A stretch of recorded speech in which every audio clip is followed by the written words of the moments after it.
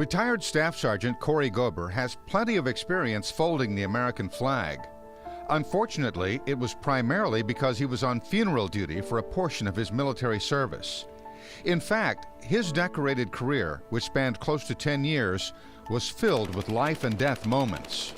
I absolutely loved it. I wouldn't change the world for it. Injuries, accidents, mishaps, good times, bad times. It was some of the best memories of my life. Cory was originally inspired to enlist in the Army after watching the events of 9/11 unfold while he was a student at Sam Houston State University. My mother called me and said, we need you to come to the VA hospital in DFW area. And your grandfather he had congestive heart failure, and he was getting ready to pass away. So I had just finished signing my enlistment contract, and when I came into the hospital, he literally looked at me and said, you've made the best decision of your entire life. And he died right there in front of me. Cory's grandfather had been in the Air Force after World War II, but the decision to join the Army wasn't about following in any one person's footsteps or getting revenge for 9/11. It was just about doing the best I could with the situation. You can't change what happened. All you can do is hope that future generations don't make the same mistakes. His role as a combat engineer helped shape the battlefield. One of his primary jobs was driving around the countryside of Afghanistan in a convoy to remove any improvised explosive devices, also known as IEDs. Most of the time, 90% of the time, nothing happens. It's quite possibly one of the boringest things you could do. The complacency builds over time, so every single day you go outside the wire just wondering what's going to happen. And the enemy watches you.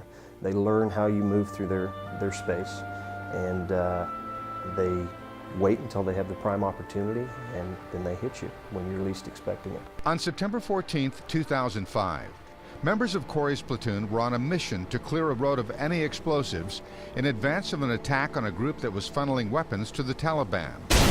One of the explosive devices detonated just as Cory was driving over it.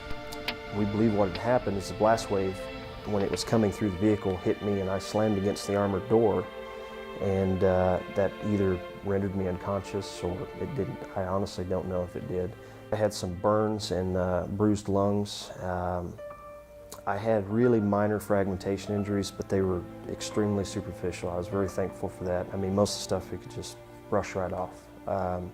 But the biggest thing was the headaches. Amazingly, within about 2 weeks, Cory thought he was feeling well enough and rejoined his platoon. I had no idea what a traumatic brain injury was or what it could do.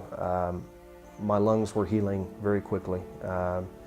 I still have some issues with just breathing.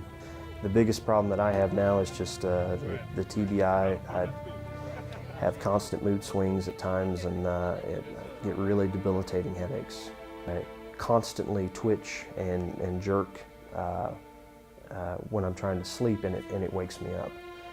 Not being able to sleep is one of the worst things that I've ever experienced. The headaches can be dealt with as long as I stay on top of the steroid injections and the nerve blocks.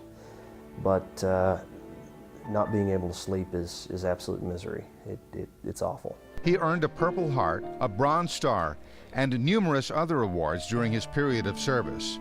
But perhaps his most important accomplishment was completing the one mission he originally set out to achieve. If anything, I hope that while I was there, that people, my superiors and subordinates, that I personally left some sort of impact, and that I did what I could to help.